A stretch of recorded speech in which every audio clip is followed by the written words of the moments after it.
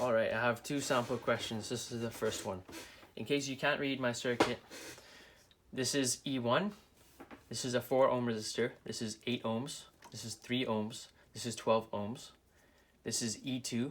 The current here is 1.75 amps. The current here is 1 amp. Okay, first part of the question.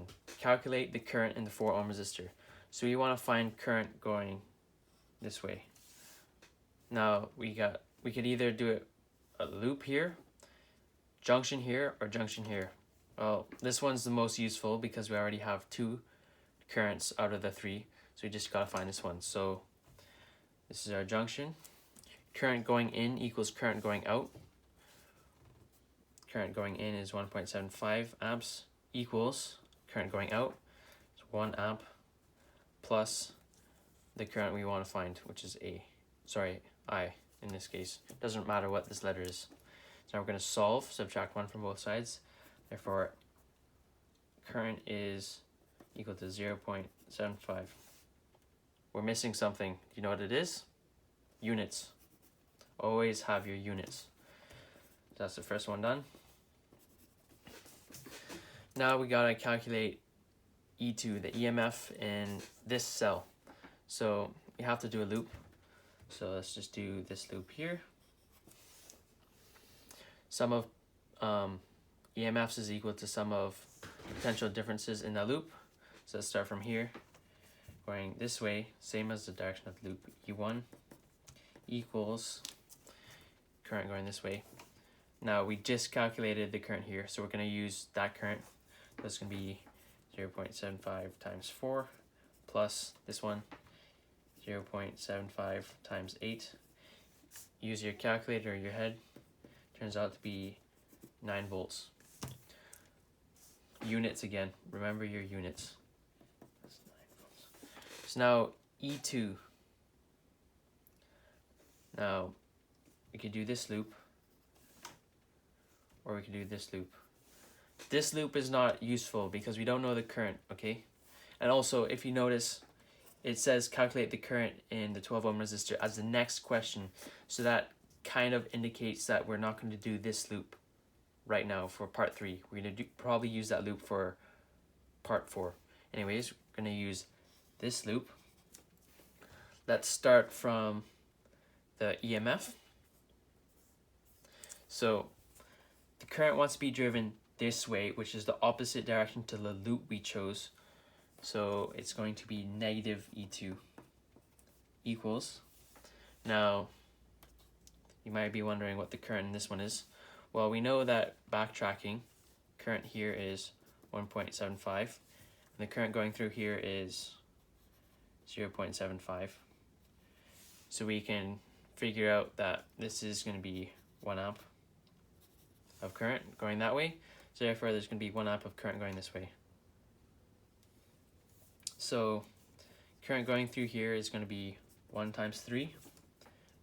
Then you're going to follow this one. It's going the opposite direction of our loop. So our loop direction is going this way, but current is actually flowing through it this way. So it's going to be negative 0.75 times 8 minus 0.75 times 4. You could use your calculator, solve this, you get negative E2 equals negative 6. Therefore E2 is equal to 6 what? 6 volts. Now current in the 12 ohm resistor. So we know E2 now. So let's this one's simple. Just do the loop this way. So E2, let's go this way, same direction. So we're gonna get E2 equals I. Different from this I, different unknown. It's just a dummy variable. I1, it's going in the same direction. So it's gonna be positive and then times 12. So now this is 6 equals I12. Divide 0.5 equals I.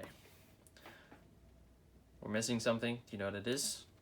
That's right, units.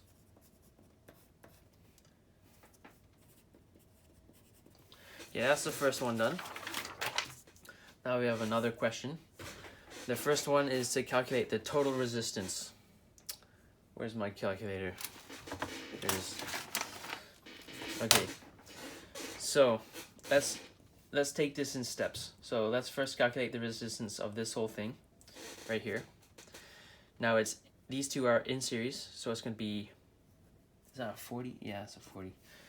It's going to be these two added together, so it's going to be 60 ohms.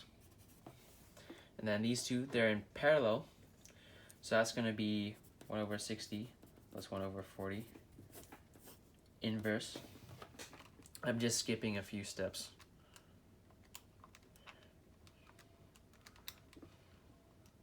It's going to be 24 ohms. Now we add these two together.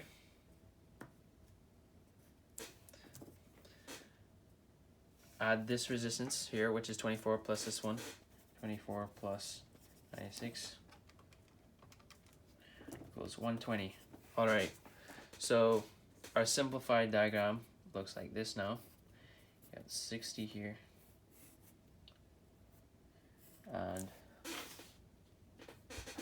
120 here. Now these two are in parallel, so 1 over RT equals 1 over 60 plus 1 over 20. So just quickly do this in my calculator. 1 over 60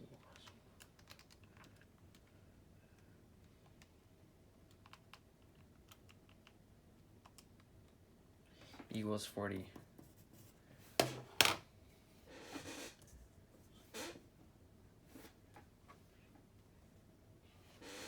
And that's the answer, 40 ohms. Now we need to calculate the current in the 60 ohm resistor. So the first step I would do is calculate the current going into this branch.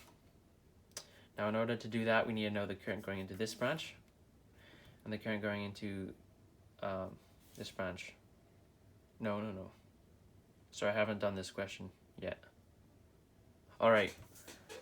So we're given that the voltage is 6 volts, right? So these two branches are in parallel. So we know that the potential difference across this whole thing is 6 volts. So let's just simplify that. We can move this branch. Now let's just calculate the current of this whole thing.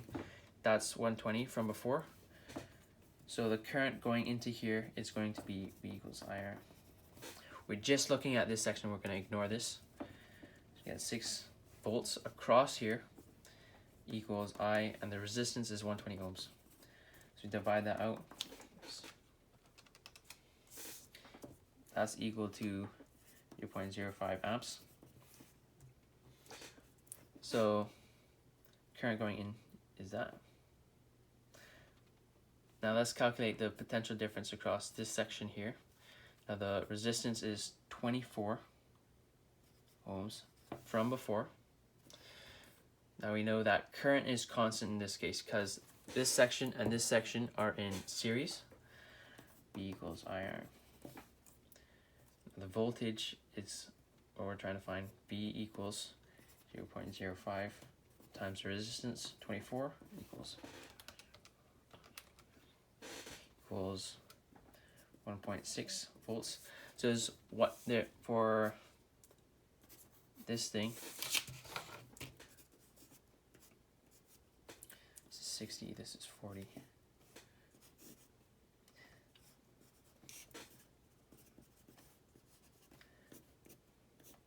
There's a voltage of 1.2 volts across it. Right? Everyone happy? Now we gotta calculate the voltage across here, so there's gonna be two currents, I1, I2. No, actually we don't even, do we need that? Oh yeah, remember, voltage is going to be constant across parallel resistors. So V equals IR again, 1.2 volts equals I, and the resistance is 60. So I equals 1.2 divided by 60. Calculate that. equal to 0.02 amps.